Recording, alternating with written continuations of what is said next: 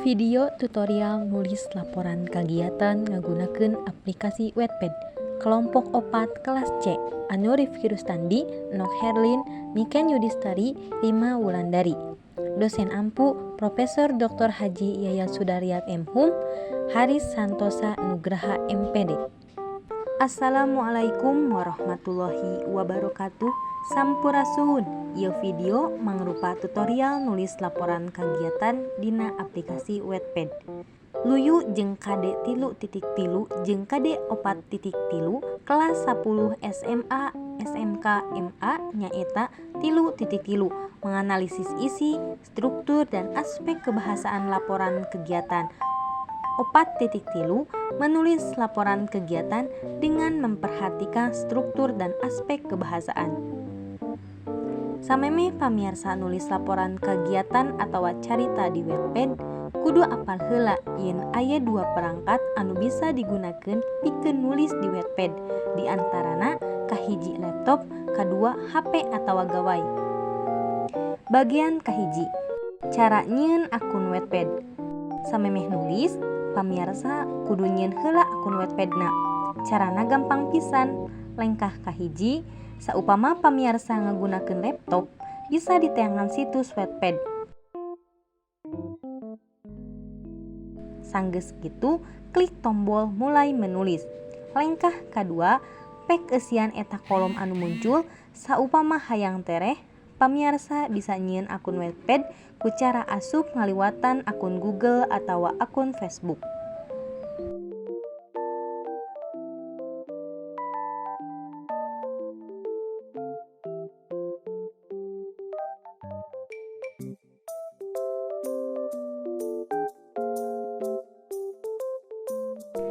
Bagian kedua, cara nulis di Wattpad.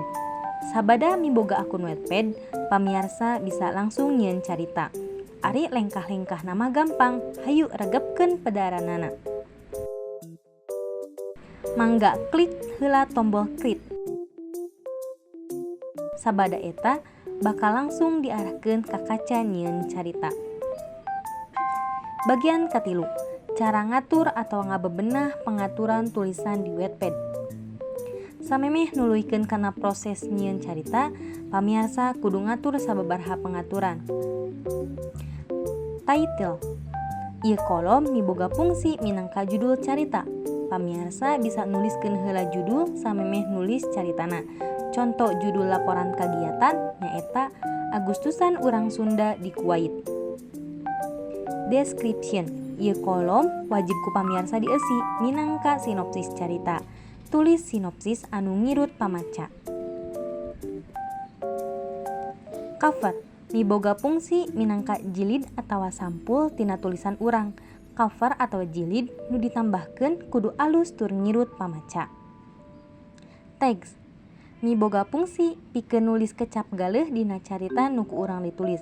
Salian ti eta, fungsina sangkan pamaca babari neangan carita nu ku pamirsa dijieun. Contona hashtag laporan kagiatan. Teu hilap oge, pikeun milih genre story nu ditulis ku hideep. Nah eta fan fiction, fantasi, horor, humor, jeung sajabana.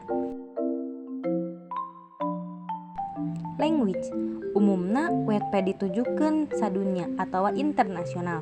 Saupama carita pamirsa lain basa Inggris, mangka kudu ngarobah heula eta kolom, pilih kana basa Indonesia. Sabada nyumponan hal-hal nu aya dina pengaturan carita, eta carita teh bisa langsung dipublish.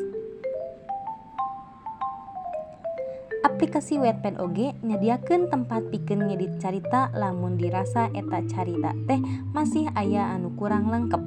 Pikeun ngareview carita nu tos dipublish, pamirsa bisa muka akun Wattpad nu aya di tungtung luhur belah katuhu aplikasi.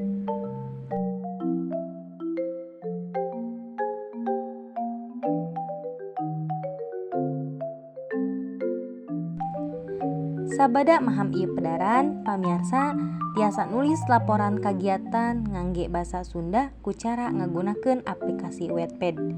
Sakitu anu kapihatur, hapunten tina samudaya kalepatan. Wassalamualaikum warahmatullahi wabarakatuh.